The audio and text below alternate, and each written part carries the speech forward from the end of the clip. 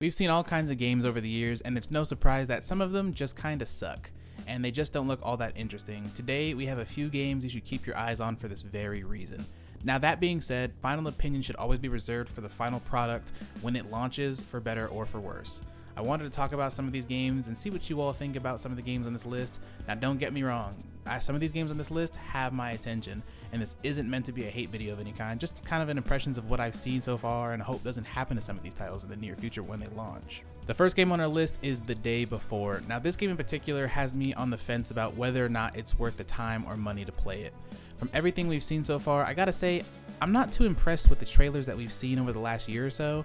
The Day Before reminds me a lot of The Division when it first was announced, and we've got these really cool trailers with these impressive graphics and the game running an engine. And even though that game became good over time, it took a huge hit when it launched with so many problems and issues, while also suffering from a huge lack of interesting gameplay.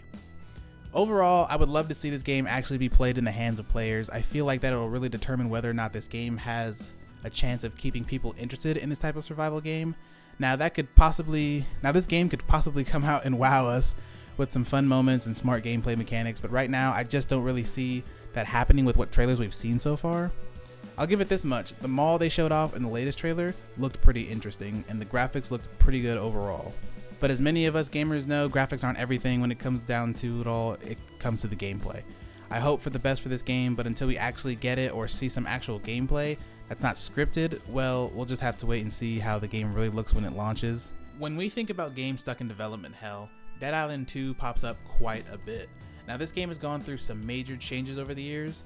Announced back in 2014 with a nicely CG trailer, I might add, this game was a sequel to 2011's Dead Island that was received slightly mixed but had a cult following big enough to get a second game in the series. Now this game has gone through some major development changes over the years, switching between 3 to 4 studios and setting them back nearly 8 to 9 years with development. With Dambuster being the ones to fully develop the game, the latest footage and gameplay we've seen, I have a much more positive outlook on the game than I did when they were first showing off gameplay a few years back. From the footage I've seen so far with their current gameplay trailers, the game is looking much more solid and looks like what you'd expect from a zombie game like this. The graphics seem like they're a lot more polished, and the open world is set in California, or Hell A, as the game calls it. It seems like it'll offer some fresh new options versus what you had in the first game being stuck on an island/resort. I'm excited to try this game, especially after so many years of having to play games like Dying Light 2 that just lost its focus as a zombie game.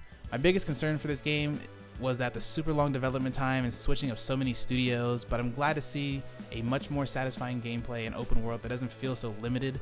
As usual, we'll have to wait and see and if this game can deliver what it sets out to do. For fans of the series who have been waiting for all these years, it's been stuck in development hell for a long time, and I just hope they get it right. I hope they take the amount of proper time and they just really nail it with this game, because they really need it to. The next game on our list is kind of a big one, and that game, I can't wait to see how development changes over time since its announcement. And that game is Starfield. Now the game that was shown off a few months ago looks pretty rough if I'm being honest.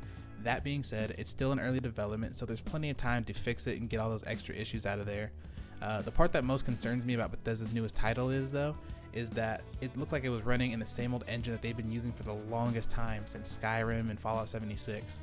Having played those games previously, something about Starfield just really puts me off, and I can't tell whether it's the art design, the graphics, or maybe just the super pre-alpha gameplay that was shown off. Even character models look a little dated, and the AI wasn't anything to really brag about either.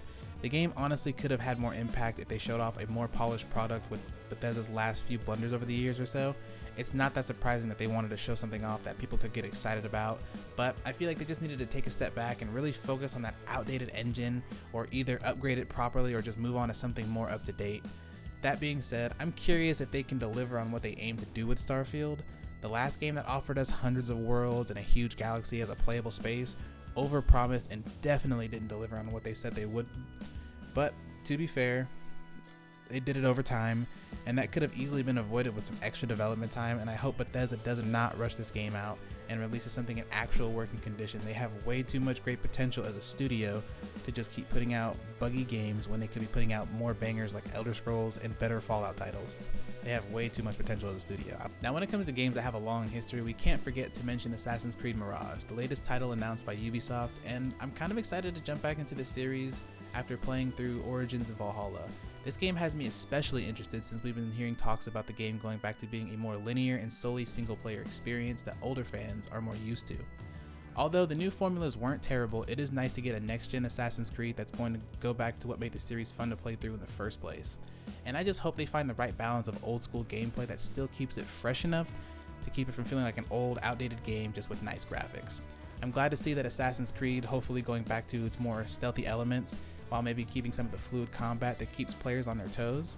We have yet to see any gameplay, however, but as long as Ubisoft takes their time and takes fan feedback into account, I feel like they have the potential to make an Assassin's Creed game that both older fans and newer fans will like and enjoy. It's going to be a hell of a balancing act while trying to make cool innovation to gameplay. The last game on our list is another Ubisoft title, and it's been stuck in the pit of development for a good amount of years now. Announced back in 2017, Skull and Bones was inspired by Assassin's Creed Black Flag. Since that game's naval combat was so fun and refreshing for the series, it became one of the best reasons to pick up Black Flag at the time, and Ubisoft really rolled with it and had another studio develop their own pirate game with Black Flag's naval combat at the center as a multiplayer game no less. Now, the game sounded interesting. It started as an MMO concept and then turned into a multiplayer PvP game where players are pitted against one another, and for the most part, it looked like a solid game when we saw the trailers and gameplay.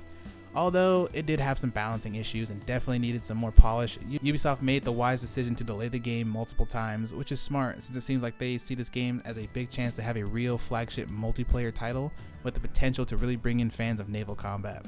One thing I'm curious / worried about for the game is if people will still care about the game since we still have no solid release date of any kind and a possible release window. With that said, it could get stuck in development hell and possibly be delayed again in the near future, but we'll just have to wait and see when that happens. I hope to see more of this game in a state where players can get a chance to really try it out and share their opinion with the devs and maybe some kind of beta or alpha sometime this year or in the near future. And that about does it for the list, guys. Don't forget to like, comment, subscribe. Let us know what games you're playing and looking forward to.